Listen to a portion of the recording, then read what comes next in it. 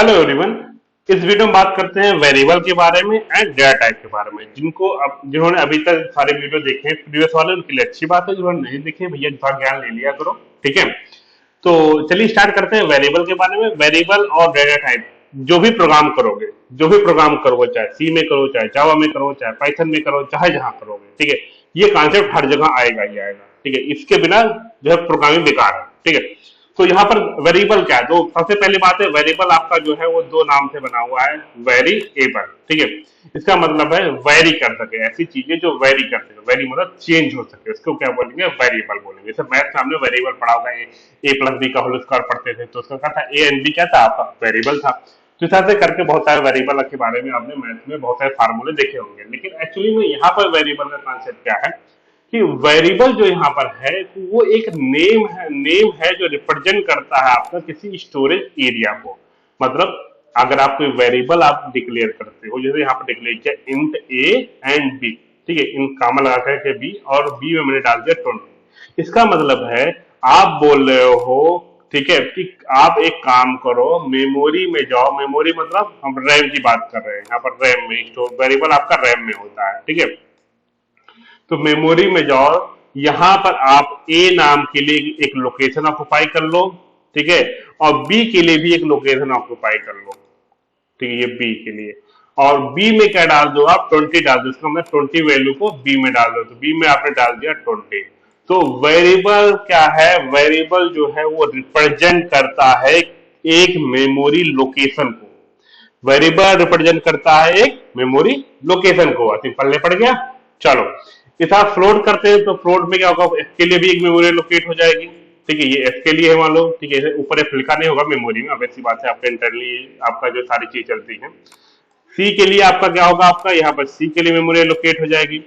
अब एक तरीका तो होता है डायरेक्टली आप इसमें डिक्लेयर कर रहे हो, जैसा डिक्लेरेशन होता है, डिक्लेरेशन में ही आप जो है डायरेक्टली इनिशियलाइज कर दो, या बाद में अगर इनिशियलाइज करना तो क्या करोगे, ए करो 30 का, इसका मतलब 30 को ए के मेमोरी लोकेशन में स्टोर कर दो। तो ए में क्या आ गया आपका 30 आ गया। फिर आपने एफ इक्वल टू क्या किया, आपने 34.6 किया, तो यहाँ पर एफ में क्या, ये एफ वाला है, ठीक है, एफ में क्या है 34.6 हो जाएगा। या तो आप यूजर से रीड कराने के लिए हम स्कैनफ स्टेटमेंट का यूज करते हैं। स्कैनफ का मतलब होता है, एलएफ का मतलब होता है कि हम डबल को रीड कर रहे हैं। डबल को रीड कर रहे हैं, कहां डाल रहे हैं, एड्रेस ऑफ ये क्या एंड ऑपरेटर क्या होता था, एड्रेस ऑफ अदर ऑपरेटर में आपका जो वीडियो था उसमें मैंने इसको एक्सप्लेन किया था, ठीक है। तो इसका मतलब कंसोल से वैल्यू रीड करके उसको एड्रेस ऑफ सी पे डाल दो। कंसोल मतलब जो आप रन कराते हो, जो ब्लैक कलर का स्क्रीन आपका जहां पर प्रोग्राम रन होता है, ठीक है, उसको क्या कौन सी स्क्रीन बोलते हैं, कंसोल स्क्रीन बोलते हैं। तो उस वहां से वैल्यू उठाओ और कहां पर डाल दो, आपका एड्रेस ऑफ सी पे। मतलब कोई वैल्यू आपने इंटर किया, वहां पर कंसोल पे लिखा, जब तो इंटर किया, तो इंटर करने के बाद क्या होगा, वो वैल्यू कहां जाएगी आपकी, यहाँ पर। सपोज आपने इंटर किया 35 इंटर कर दिया, ठीक है, तो ये वैल्यू आपकी यहाँ पर चली गई। तो यहाँ पर आपका वेरिएबल क्या हुआ, variable just a representation of a memory location, ठीक है, पल्ले पड़ गया। चलो नेक्स्ट चलते हैं, डाटा टाइप।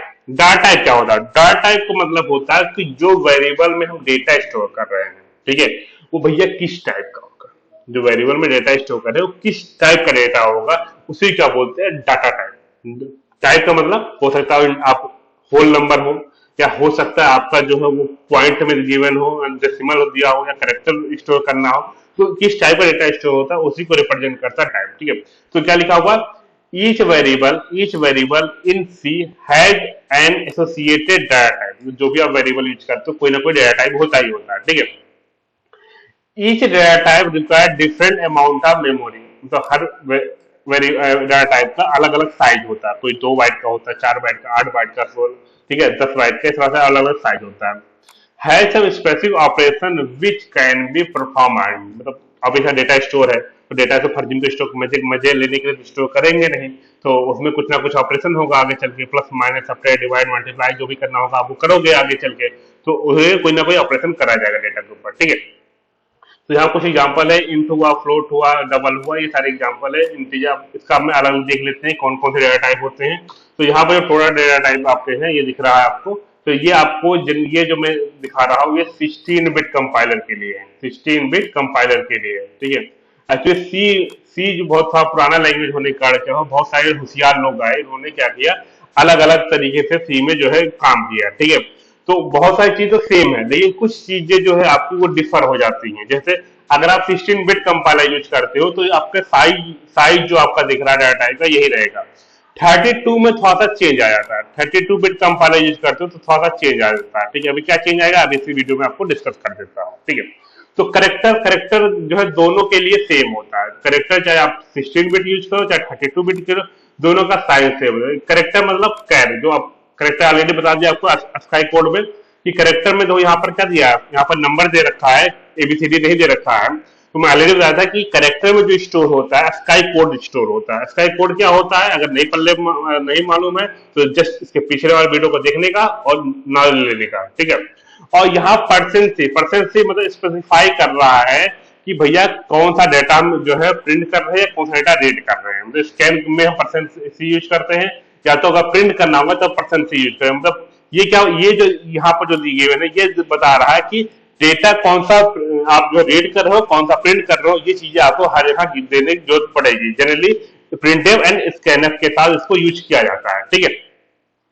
तो अनसाइन करेक्टर है, अनसाइन मतलब होगा कि हमारा जो है वो आपका प्लस वाला जो है वो नहीं होगा। तो यहाँ पर आपका प्लस नहीं मतलब माइनस वाला नहीं होगा, सॉरी गलती बोल दिया, माइनस वाला नहीं होगा तो प्लस वाले में होगा, 0 से लेकर के 255 तक। इसका भी परसेंट सी होता है। इंट आपका, इंट या बोलते हैं साइन इंट, मतलब जैसे पॉजिटिव निगेटिव दोनों आ जाता है। तो इसकी जो ये 2 बाइट का होता है, ये 1 बाइट का हुआ, ये 2 बाइट का हुआ। 2 बाइट में क्या होता है, इसकी रेंज जो है इतनी होती है, ठीक है। इसकी रेंज इतनी होती है भैया। करेक्टर और इंटीजर की रेंज याद होनी चाहिए आपको, ठीक है। बहुत ज्यादा प्रॉब्लम आ जाती है बच्चों के साथ, तो ये दोनों रेंज ये याद करो। 32 बिट में अगर जाएंगे तो इसकी रेंज जो, इसका जो साइज होता है वो 4 बाइट का जाता है। यहाँ साइज, यहाँ पर साइज लिख रहा हूँ, ठीक है, लिखो साइज, जिसका चेंज हो रहा है उसका बता रहा हूँ। 32 में इसकी साइज है 4 बाइट की, 30 बिट कंपाइलर यूज करते हो।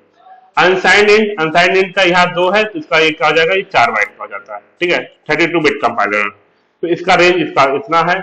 शॉर्ट इंट में ये 1 बाइट का है, यहाँ पे ये 2 बाइट का होता है। और इसका साथ ही ये करेक्टर देखो, जो इंपॉर्टेंट है बता रहा हूँ, ये याद होना चाहिए, ये याद होना चाहिए, ठीक है, ये याद होना चाहिए, ठीक है, एलडी याद होना चाहिए आपका, एलएफ याद होना, ये चीजें बहुत ज्यादा यूज होने वाली हैं, ठीक है। इसलिए इसको स्पेसिफाई करता हूँ, ये हर जगह आएगा ही आएगा, ठीक है।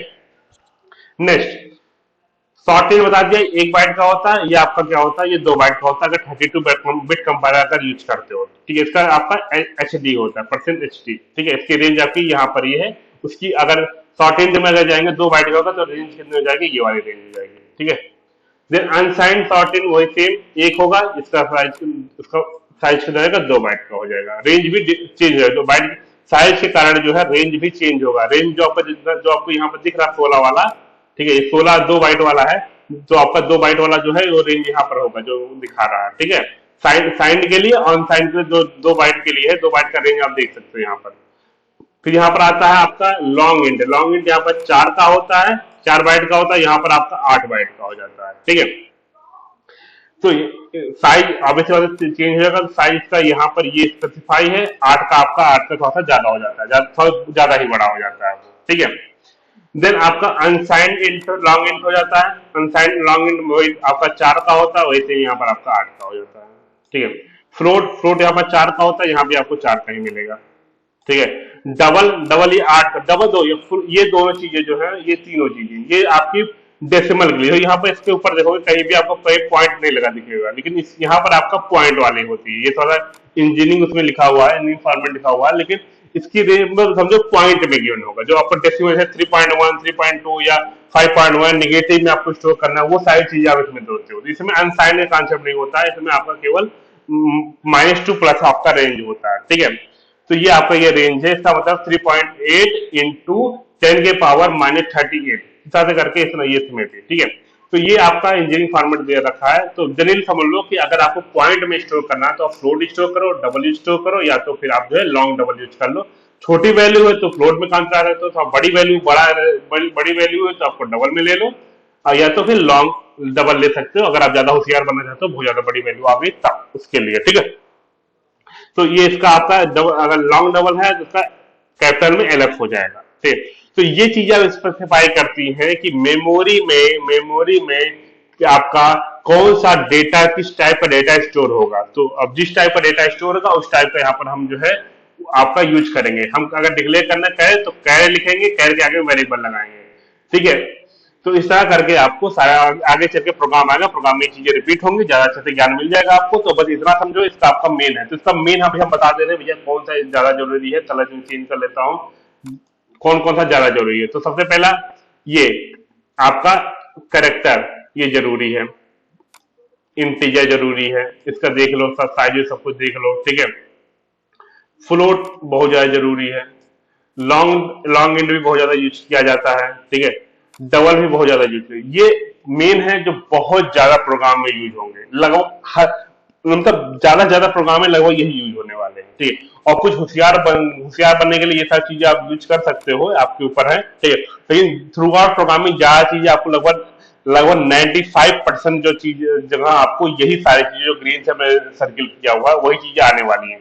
तो इसी के लिए इसका अपने हिसाब से इसको आपको ये चीजें आपका ये ये ये चीजें याद होनी चाहिए। सी करेक्टर, डी हमारा इंटीजर, ठीक है। तो एल डी मतलब हमारा, एल मतलब लॉन्ग, डी फॉर इंटीजर, तो लॉन्ग इंटीजर हो जाएगा, लॉन्ग इंट हो जाएगा। एफ मतलब फ्लोट, एल एफ मतलब होता है आपका डबल में हो जाएगा, ठीक है। तो ये चीजें आपको याद होनी चाहिए। चलो अब एक क्वेश्चन पूछते हैं आपको, ठीक है। एक क्वेश्चन पूछ रहे हैं कि अगर हम यूज करते हैं 32 बिट कंपाइलर, 32 नहीं सॉरी 32 नहीं, इसको 64 यूज करो, ठीक है। पहले 32 यूज करो, 64 दोनों के लिए बताते हैं, ठीक है। तो एक क्वेश्चन हमारा ये है कि अगर हम इसको डिवाइड करते हैं 300 इंटू 300, ठीक है, डिवाइड बाई 300, ठीक है, इसको परफॉर्म करते हैं और किसी एक वेरिएबल है, वेरिएबल मान लो सपोर्ट है ए है, तो ए में ही है, मान लो ये ए में ही इसको स्टोर करते हैं, ये डिवाइड करके, ठीक है। इसको ए में ही स्टोर कर रहे हैं। तो ये बताओ अगर 32 बिट कंपाइलर है, 32 बिट कंपाइलर है तो इसका आंसर क्या आएगा, ठीक है। या अगर 16 बिट कंपाइलर है तो इसका आंसर क्या आएगा। तो अभी मैं आंसर बता देता हूं, लेकिन आपको ये आंसर बताना पड़ेगा भैया क्यों आएगा ऐसा, ठीक है। 32 बिट में इसका आंसर 300 ही आएगा, नो डाउट, ठीक है। लेकिन 16 बिट कंपाइलर में इसका आंसर जो आएगा वो 81 आएगा, ठीक है। अब ये दोनों भैया अलग अलग कैसे हो गया, काहे हो गया, काहे समस्या आ गई जिंदगी में इतनी बड़ी बड़ी, ठीक है। तो अगर आपको मालूम है तो मुझे कमेंट बॉक्स में उसका आंसर बताओ, ठीक है, क्यों ऐसा हो रहा है। अगर नहीं मालूम है तो मुझे कमेंट बॉक्स में ये भी बोलना भाई सर जी इसके ऊपर एक वीडियो बना दीजिए, मुझे समझा दीजिए क्यों ऐसा हो रहा है भैया, काहे दिक्कत आती है। क्योंकि अभी सी बात से आगे जाके प्रोग्रामिंग करोगे तो ऐसे छोटे मोटे कॉम्प्लिकेशन आपके साथ आएंगे ही आएंगे। तो पहले से क्लियर है, ज्यादा अच्छी बात होती है। तो ठीक है, ठीक है, इस वीडियो में इतना ही। अगर वीडियो कुछ पल्ले पड़ा, कुछ समझ में आया, कुछ भेजे में घुसा तो वीडियो का लाइक करने का, कमेंट करने का, सब्सक्राइब करने का, ठीक है, अगर नहीं किया तो, ठीक है। मिलते हैं नेक्स्ट वीडियो में, तो तक के लिए टाटा बाय बाय।